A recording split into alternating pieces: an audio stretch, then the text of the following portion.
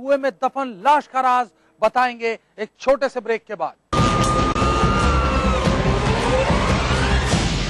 18 जड़ी बूटियाँ, दूध द्वारा क्षीर पाक विधि से निर्मित 5 पोषक तेलों के गुणों से भरपूर एकमात्र संपूर्ण आयुर्वेदिक तेल सीसा, जो कंट्रोल करे झड़ते बाल, कम बाल, रूसी, रुके और बेजान बाल। करोड़ों ने अपनाया, क्या आपने आजमाया?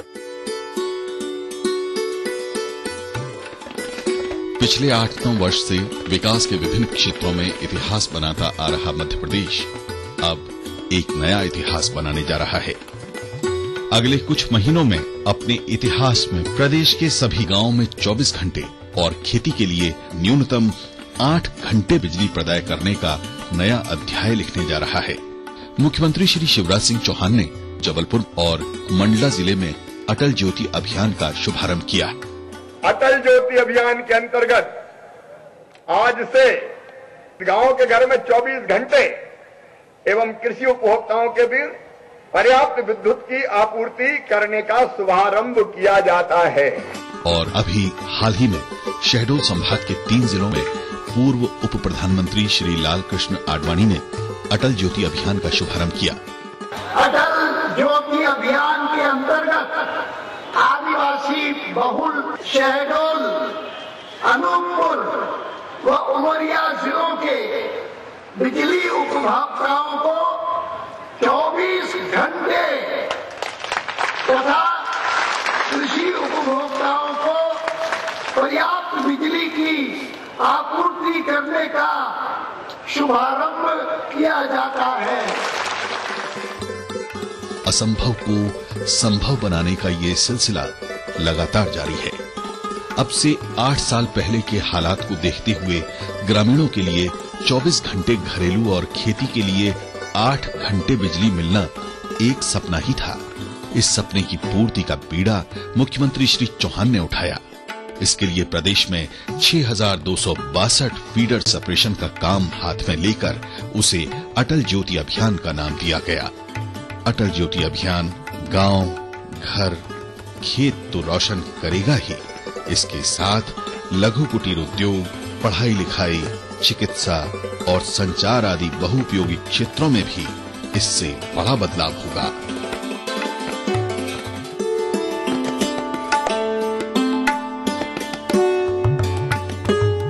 मध्य प्रदेश में इस सीजन में समर्थन मूल्य पर गेहूं की खरीदी पर 150 रुपए प्रति क्विंटल बोनस दिया जाएगा।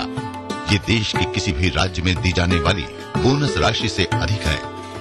उपार्जन का काम 18 मार्च से शुरू हो रहा है। भोपाल, नर्मदापुरम, उज्जैन और इंदौर संभाग में 18 मार्च से 18 मई तक और चंबल, ग्वालियर, रीवा, शहडोल, जबलपुर और सागर संभाग में 25 मार्च से 25 मई तक खरीदी की जाएगी।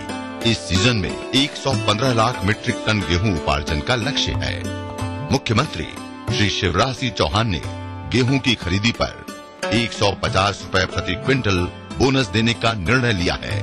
अकेले मध्य प्रदेश की धरती पर किसान भाइयों और बहनों, इस साल तुम्हारा गेहूं 1,500 रुपया क्विंटल खरीदेंगे हम, 1,500 रुपया क्विंटल। इससे अब किसानों का गेहूं 1,500 रुपए प्रति क्विंटल की दर से खरीदा जाएगा। खरीदी के लिए 2,776 केंद्र स्थापित किए गए हैं। इस सीजन में बारदाने की कमी नहीं आने दी जाएगी। इसकी पर्याप्त व्यवस्था कर ली गई है। अभी तक लगभग 15 लाख किसानों ने पंजीयन करवा लिया है। इस सीजन में भी ई उपार्जन की व्यवस्था की गई है। पिछले वर्ष ई उपार्जन के उत्कृष्ट कार्य के लिए प्रदेश को नेस्कॉम और लिनेवो ने मिलकर पुरस्कार दिया है। किसानों को मोबाइल से SMS भेजकर गेहूं खरीदी की तारीख बताई जा रही है। उपार्जित गेहूं के पर्याप्त भंडारण के प्रयास किए जा रहे हैं एवं भारतीय खाद्य निगम से भी उपार्जित गेहूं के शीघ्र उठाव का अनुरोध किया गया है। किसानों की सरकार, मध्य प्रदेश सरकार।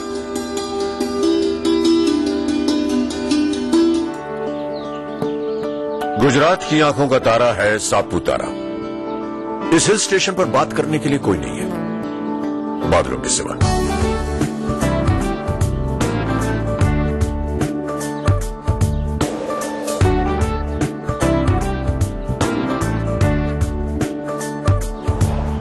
हम और आप तो यहाँ चंद दिन बिताएंगे।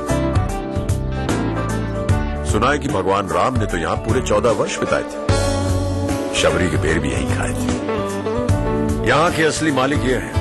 इनकी वारली पेंटिंग, इनका संगीत, इनका नागली का रोटला, बांस का अचार। कह रहे हैं खाओगे नहीं तो जाने नहीं देंगे। सापुतारा, यहाँ खुशबू है आदिम संस्कृति की, इंसान और प्रकृति के तालमेल की। यहाँ खुशबू है गुजरात की। अरे कब तक बैठे रहेंगे आप सीमेंट के मकान में? कुछ दिन तो गुजारो गुजरात में।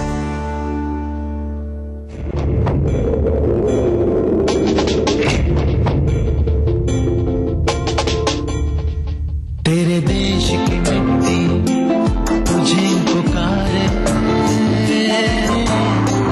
भारत का वासी है तू, बात ये गर्व से बतला रे। वो जुड़ जा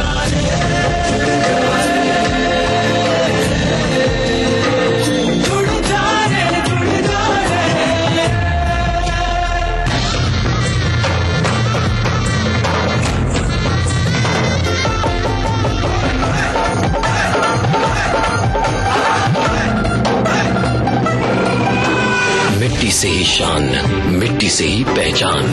तो बनिए हिस्सा नेशनल पॉपुलेशन रजिस्टर का। कैंप्स शुरू हो चुके हैं। राष्ट्रीय जनसंख्या रजिस्टर, मेरी पहचान, मेरा अभिमान। भारत सरकार द्वारा जनहित में जारी। 1.5 लाख लोग क्या कर सकते हैं? एक देश बदल सकते हैं, एक देश बना सकते हैं। पर हमारा देश हर साल यही 1.5 लाख जिंदगियां रोड एक्सीडेंट्स में गंवा देता है। It's time to talk about highway safety. नमस्कार, आमंत्रित करता हूं आपके सुझावों और विचारों को। अपने आइडियाज और सजेशंस को 22 मार्च से पहले ministry of road transport and highways की वेबसाइट पर सबमिट करें और 29 मार्च शाम 7:30 बजे से डॉक्टर CP जोशी के साथ Google+ हैंगआउट पर live face to face dialogue के लिए शामिल हो जाएं।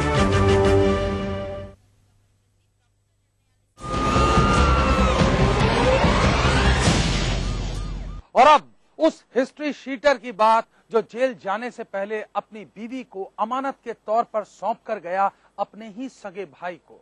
लेकिन जब वो जेल से लौटा तो उसने पाया कि उसकी पत्नी ने कर ली है उसी के भाई से शादी और इस तरीके से 2 सगे भाई बन गए जानी दुश्मन। हिस्ट्री शीटर भाई ने कर दी अपने भाई की हत्या और दफना दी उसकी लाश एक अंधे कुएं में।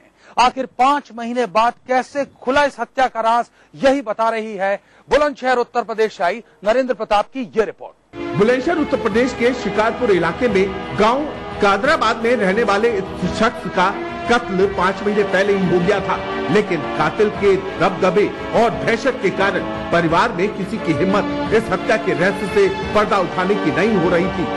पुलिस ने मृतक प्रेमवीर की हत्या के आरोप में इलाके के हिस्ट्री शीटर छोटे भाई श्यामवीर और एक भतीजे को गिरफ्तार कर लिया।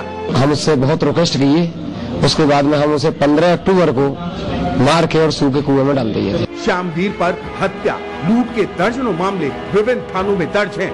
इन मामलों से छुटकारा पाने के लिए श्यामवीर ने अपने ही किसी हमशक्ल की हत्या कर अपने आप को मरा घोषित कर दिया था, लेकिन पुलिस ने इसे जिंदा पकड़ लिया। इसी मामले में इसकी पत्नी और परिजन भी जेल गए, लेकिन जेल से लौटने के बाद पत्नी ने अपने जेठ प्रेमवीर से शादी कर ली। श्यामवीर जब जेल से लौटा और अपनी पत्नी को प्रेमवीर से वापस मांगा, यही कारण बना एक भाई के कातिल होने का। इन दोनों ने मिलकर के उसका फावड़े से गर्दन काट दिया और फिर उसको बोरे में बांध करके कुएं में डालकर और कुएं को ढक दिया ऊपर से। पुलिस ने श्यामवीर की निशानदेही पर एक सूखे कुएं से प्रेमवीर की लाश बरामद करने के साथ ही उस फावड़े को भी जब्त कर लिया, जिसकी मदद से श्यामवीर ने अपने भतीजे के साथ प्रेमवीर को मौत के घाट उतार दिया था। बेशक आज आरोपी श्यामवीर की पत्नी वापस अपने पहले पति के पास आ गई है, लेकिन इसी पत्नी के कारण प्रेमवीर को अपनी जान से हाथ धोना पड़ गया। बिहार में हुए एक और तेजाब कांड की गूंज आपको सुनाएंगे, लेकिन उससे पहले देखिए दास्तान जुर्म क्राइम फ्लैश। मेरठ उत्तर प्रदेश में दलित नाबालिग छात्रा से रेप का मामला आया सामने। भावनपुर थाना इलाके में हुई इस वारदात के बाद आरोपी हुआ फरार। छात्रा के मेडिकल में दुष्कर्म की हुई पुष्टि। पीड़िता की शिकायत पर पुलिस ने SC/ST एक्ट के तहत मामला दर्ज कर शुरू की आरोपी की तलाश। झारखंड में एक विक्षिप्त ने 6 लोगों को उतारा मौत के घाट। खूंटी जिले के रनिया थाना इलाके में हुई इस वारदात से ग्रामीणों में फैला आक्रोश। गुस्साए लोगों ने आरोपी की पीट कर दी हत्या। मौके पर पहुंची पुलिस कर रही है पूरे मामले की जांच। और अब जो जुर्म की सच्ची दास्तान आप देखने वाले हैं, वो देखने सुनने के बाद ये तय करना मुश्किल हो जाएगा कि मुंबई की हिंदी फिल्में असल जिंदगी से प्रभावित होती हैं या फिर असल जिंदगी मुंबई की हिंदी फिल्मों से प्रभावित होती है। मैं बात कर रहा हूं गोपालगंज बिहार की, जहां पर एक दबंग ने एक 3 मासूम बच्चियों की विधवा मां के साथ छेड़खानी की। जब इस अबला विधवा ने विरोध किया तो इस पर तेजाब डाल दिया गया। मजबूरन पुलिस को कार्रवाई करनी पड़ी और इस दबंग को किया गया गिरफ्तार। लेकिन मामला यहीं खत्म नहीं हुआ। इस गिरफ्तारी के विरोध में इस दबंग के गुर्गों ने अस्पताल में भर्ती विधवा और उसकी बच्चियों के साथ की मारपीट। पेश है गोपालगंज बिहार से आई मुकेश कुमार की ये रिपोर्ट। गोपालगंज बिहार के सदर अस्पताल में भर्ती इन महिलाओं की गंभीर हालत को देखते हुए इन्हें गोरखपुर के अस्पताल में रेफर कर दिया गया है। उचका गांव इलाके में रहने वाली पीड़ित विधवा को अपनी जवान बेटियों से छेड़छाड़ की खिलाफत करने की सजा बदमाशों ने बेटी और मां पर तेजाब फेंक कर दी थी। हमने थानाध्यक्ष को बोला है कि अब कड़ाई से आरोपी पक्ष पर छापेमारी करें और उनकी गिरफ्तारी सुनिश्चित करें। इस मामले में गोपालगंज पुलिस ने कार्रवाई करते हुए मुख्य आरोपी के पिता को गिरफ्तार कर लिया था। इसी गिरफ्तारी से क्रोधित बदमाशों ने जिला अस्पताल पहुंचकर सबके सामने न सिर्फ पीड़ित महिला और उसकी बेटियों की पिटाई की, बल्कि जाते जाते उन्हें जान से मारने की धमकी दे गए। हमारे तो देखें भीड़ लगा हुआ है, इन लोगों को मार पीट रहा है। जब हम 1-2 आदमी को बुलाने के लिए गए, जब तक ये लोग बाहर चले गए। एक ओर जहां जिला अस्पताल में इस घटना के बाद से दहशत का माहौल है, वहीं दूसरी ओर अधिकारियों ने गोपालगंज पुलिस को छापामारी कर आरोपियों की शीघ्र गिरफ्तारी के निर्देश दिए हैं। 18 जड़ी बूटियाँ, दूध द्वारा क्षीर पाक विधि से निर्मित 5 पोषक तेलों के गुणों से भरपूर एकमात्र संपूर्ण आयुर्वेदिक तेल सीसा, जो कंट्रोल करे झड़ते बाल, कम बाल, रूसी, रुके और बेजान बाल। करोड़ों ने अपनाया, क्या आपने आजमाया? 1.5 लाख लोग क्या कर सकते हैं? एक देश बदल सकते हैं, एक देश बना सकते हैं। पर हमारा देश हर साल यही 1.5 लाख जिंदगियां रोड एक्सीडेंट्स में गंवा देता है। It's time to talk about highway safety. नमस्कार, आमंत्रित करता हूं आपके सुझावों और विचारों को। अपने आइडियाज और सजेशंस को 22 मार्च से पहले ministry of road transport and highways की वेबसाइट पर सबमिट करें और 29 मार्च शाम 7:30 बजे से डॉक्टर CP जोशी के साथ Google+ हैंगआउट पर live face to face dialogue के लिए शामिल हो जाएं।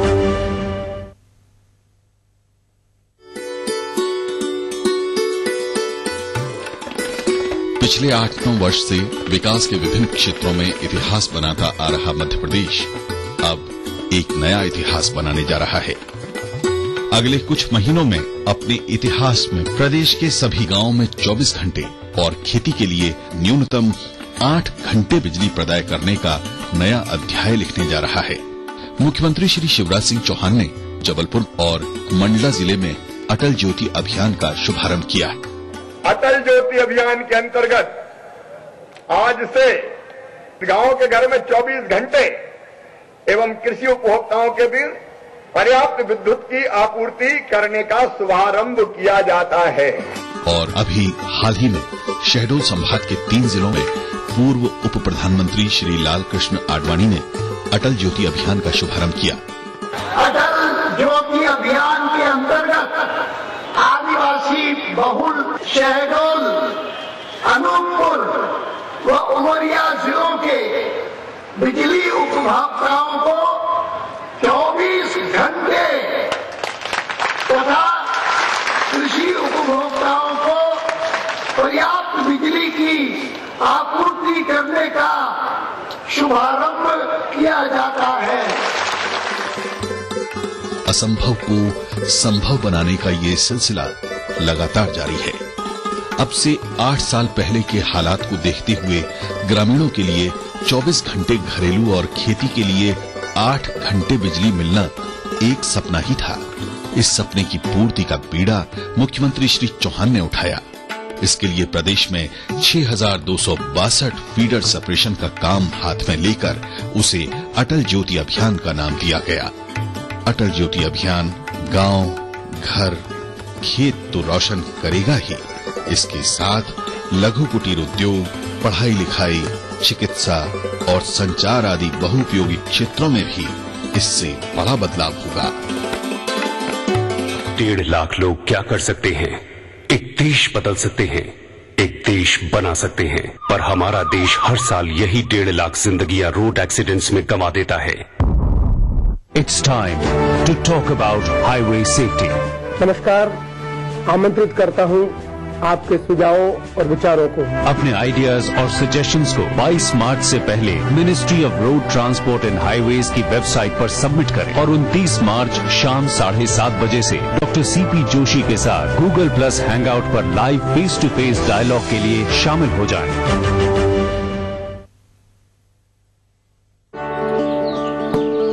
गुजरात की आंखों का तारा है सापुतारा। इस हिल स्टेशन पर बात करने के लिए कोई नहीं है बादलों के सिवा।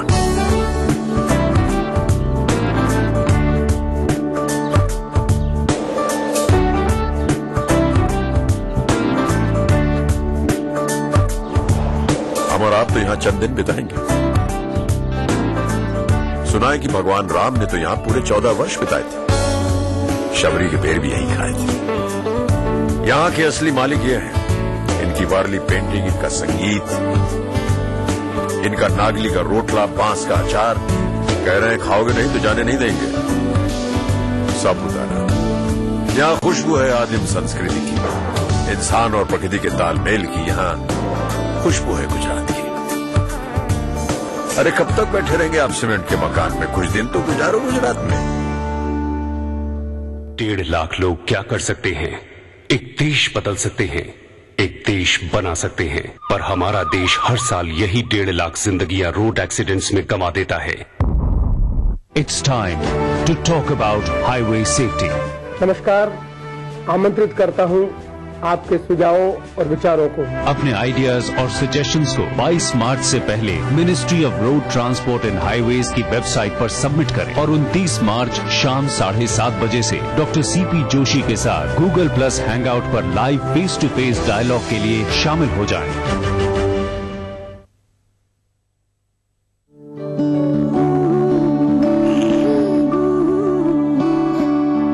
पर सोचती हूँ कभी कभी, कब तक रहेंगी ये खुशियाँ बनी? अगले बच्चे से पहले रखेंगे 3 साल का फासला, ताकि मुन्ने की हो सही देखरेख और तुम दोनों रहो सेहतमंद। महिलाओं के लिए सबसे असरदार लंबे समय वाले गर्भ निरोधक उपायों में से एक है आयुसीडी। इसे आप डिलीवरी के तुरंत बाद या फिर बाद में कभी भी अपना सकते हैं। 1.5 लाख लोग क्या कर सकते हैं? एक देश बदल सकते हैं, एक देश बना सकते हैं, पर हमारा देश हर साल यही 1.5 लाख जिंदगियां रोड एक्सीडेंट्स में गंवा देता है। It's time to talk about highway safety. नमस्कार, आमंत्रित करता हूं आपके सुझावों और विचारों को। अपने आइडियाज और सजेशंस को 22 मार्च से पहले ministry of road transport and highways की वेबसाइट पर सबमिट करें और 29 मार्च शाम 7:30 बजे से डॉक्टर सीपी जोशी के साथ गूगल प्लस हैंगआउट पर live face to face dialogue के लिए शामिल हो जाएं। दिन भर खबरें जो बनाते हैं, जहां बनती हैं, जिनसे शुरू होती है, जिनसे जुड़ी होती है, रात 9 बजे सबकी नजर टिकी होती है न्यूज एट 9 PM पर दिन भर की खबरों का अपडेट। 1.5 लाख लोग क्या कर सकते हैं? एक देश बदल सकते हैं, एक देश बना सकते हैं, पर हमारा देश हर साल यही 1.5 लाख जिंदगियां रोड एक्सीडेंट्स में गंवा देता है। It's time to talk about highway safety. नमस्कार, आमंत्रित करता हूं आपके सुझावों और विचारों को। अपने आइडियाज और सजेशंस को 22 मार्च से पहले ministry of road transport and highways की वेबसाइट पर सबमिट करें और 29 मार्च शाम 7:30 बजे से डॉक्टर सीपी जोशी के साथ Google+ हैंगआउट पर live face to face dialogue के लिए शामिल हो जाएं।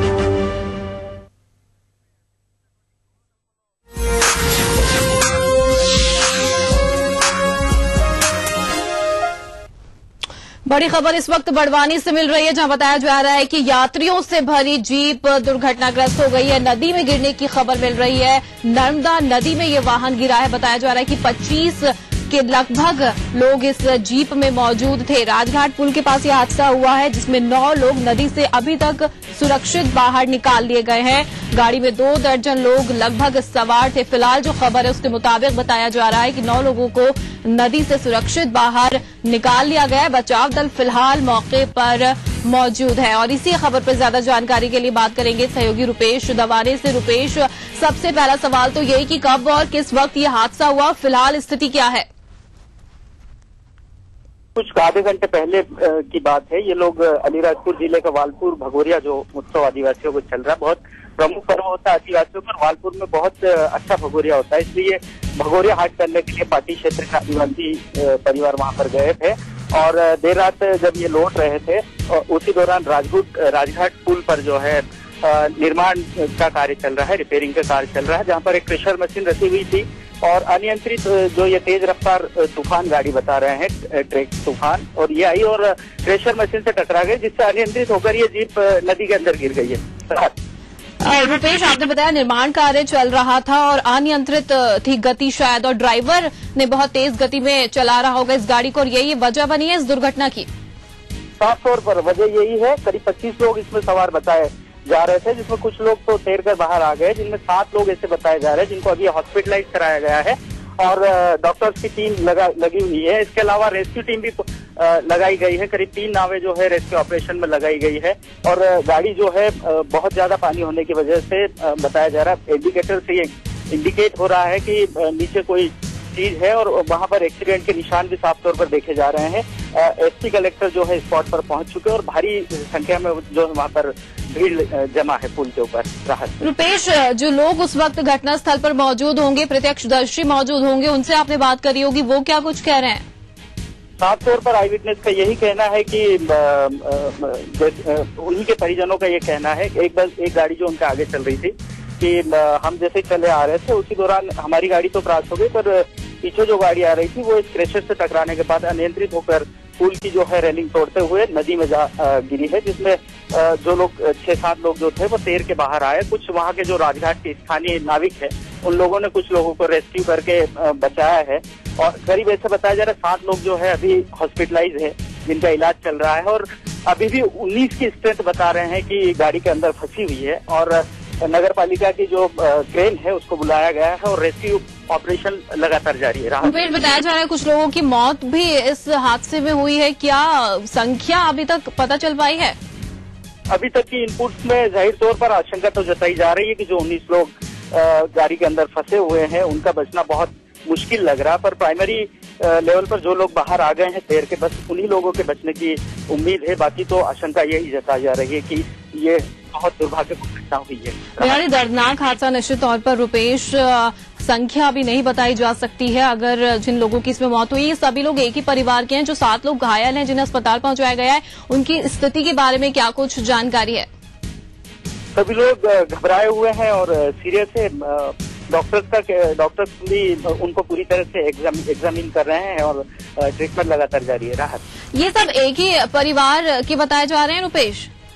हाँ, कुटुंब के लोग बताए जा रहे हैं। आसपास के एक ही गंधावल क्षेत्र ऐसा है आदिवासी जहाँ पर बहुत ज्यादा बस्ती नहीं होती है, तो आज जितने भी 8-10 फलिये के लोग रहते हैं इकट्ठे, वो सामूहिक रूप से ये भगोरिया पर्व मनाने जाते हैं और उसी कड़ी में ये लोग वालपुर भगोरिया मनाने के लिए गए थे और वापसी में ये दुखद घटना हो गई उनके साथ। रुपेश, बताया जा रहा है कि कुछ लोग अभी भी नदी में हो सकते हैं, कितनी संख्या लगभग हो सकती है? क्योंकि आपने बताया कि 25 के लगभग लोग उस जीप में मौजूद थे, जिसमें से 7 लोग अभी भी अस्पताल में भर्ती हैं। हाँ, ये एक प्राइमरी आंकड़ा था जो लोगों के अनुसार कहने का था, पर यह आंकड़ा बढ़ भी सकता है ये कहा जा रहा है प्रशासन की ओर से कि 19 लोग अभी भी जो है जीप में होना बताया जा रहा है। रुपेश, ड्राइवर की गलती शुरुआती दौर में लग रही है, लेकिन कुछ भी कहना जल्दबाजी होगी। लेकिन जो प्रत्यक्षदर्शी हैं उनका कहना यही है कि बहुत तेजी से ये वाहन आ रहा था और जा टकराया। पहले से वहां निर्माण कार्य भी चल रहा था। अगर निर्माण कार्य चल रहा था तो क्या किसी तरह का वहां पर नोटिस या बैनर पोस्टर नहीं लगे हुए थे ताकि लोगों को या ड्राइवर को अंदाजा इस बात का हो सके? जाहिर तौर पर इस चीज की लापरवाही कहेंगे, पर गिट्टी के ढेर पड़े हुए थे, रेत के ढेर लगे हुए हैं, वन वे ट्रैफिक है। वैसे ये जो सरदार सरोवर का डूब होने के कारण इस पुल को एक्सपायर घोषित कर दिया गया है। इसकी पूरी नियत पूरी हो चुकी है। कई बार यहाँ पर यातायात रोका जाता है पुलिस प्रशासन के द्वारा, बावजूद इसके लोग मानते नहीं और कनेक्टिविटी चूंकि नजदीक की है इसीलिए लोग इसी रूट को पसंद करते आने जाने के लिए। और ऐसा ही हादसे की जो आशंकाएं लगातार रहती है और प्रशासन हमेशा सतर्क रहता है बारिश के दिनों में, पर आज ऐसा कोई न तो कोई डायवर्शन का इंडिकेशन था और न ही विभाग की ओर से कोई इस तरह के साइन बोर्ड लगाए गए थे। विभाग की तरफ से साइन बोर्ड नहीं लगवाया गया था, लेकिन फिर भी कुछ भी कहना जल्दबाजी होगी। शुरुआती दौर में यही बताया जा रहा है कि बहुत तेज गति से ये गाड़ी आ रही थी। रुपेश, आगे भी आपसे जानकारी लेते रहेंगे। एक बार फिर से दर्शकों को बता दें, बेहद ही दर्दनाक हादसा बड़वानी में सामने आया, जहां यात्रियों से भरी हुई जीप एक नर्मदा नदी में गिर गई है। बताया जा रहा है कि 25 के लगभग संख्या जो है वो बताई जा रही है जो इस गाड़ी में मौजूद थे, जिसमें 7 लोगों को अभी अस्पताल पहुंचाया गया है, 9 लोगों को बाहर निकाल लिया गया है। मौत हो सकती है इसमें कुछ लोगों की, लेकिन अभी आशंका ये व्यक्त की जा रही है। संख्या का अभी कहना थोड़ा मुश्किल होगा। बचाव दल मौके पर मौजूद है, कलेक्टर मौके पर इस वक्त मौजूद है। बताया जा रहा है एसपी भी इस घटना स्थल पर पहुंच चुके हैं। तो फिलहाल यहां पर रुकेंगे और आगे देखेंगे अपना एमपी।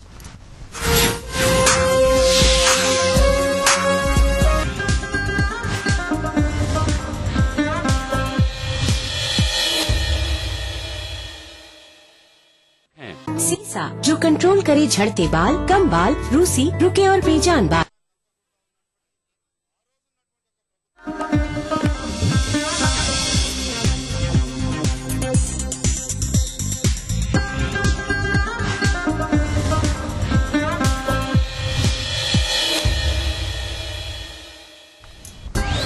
मुख्यमंत्री शिवराज सिंह चौहान ने लिया शंकराचार्य स्वामी स्वरूपानंद सरस्वती का आशीर्वाद। राज्य के विकास कार्यों से स्वामी जी को कराया अवगत।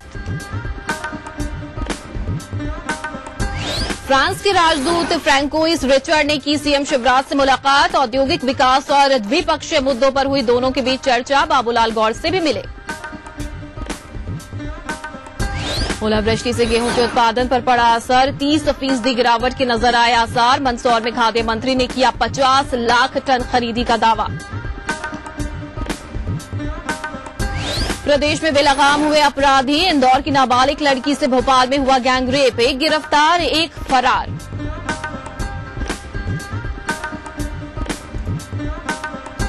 और टीकमगढ़ के जंगलों में हुई एसपी की टीम से बदमाशों की मुठभेड़। पृथ्वीपुर के सर्राफा व्यापारी की हत्या के 2 आरोपी मुठभेड़ में गिरफ्तार।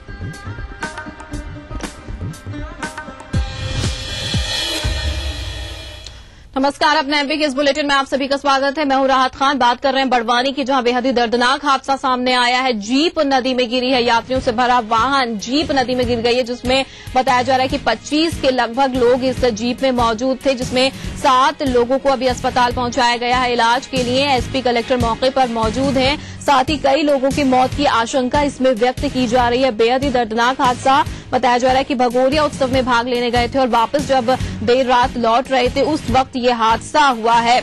स्थानीय लोगों ने 7 लोगों को बचाया, जिन्हें अस्पताल पहुंचाया गया है। प्रारंभिक इलाज के लिए पुल पर प्रेशर मशीन रखी थी। बताया जा रहा है कि निर्माण कार्य वहां पर चल रहा था और तेज गति से आ रही जीप इस वाहन से टकराई और ये दर्दनाक हादसा हुआ है। फिलहाल 3 नावों को लगा दिया गया है। बचाव कार्य में रेस्क्यू टीम लगी हुई है, लगातार कोशिशें कर जा रही हैं। जो भी लोग इस वक्त नीचे नदी में हैं उनको निकाला जा सके।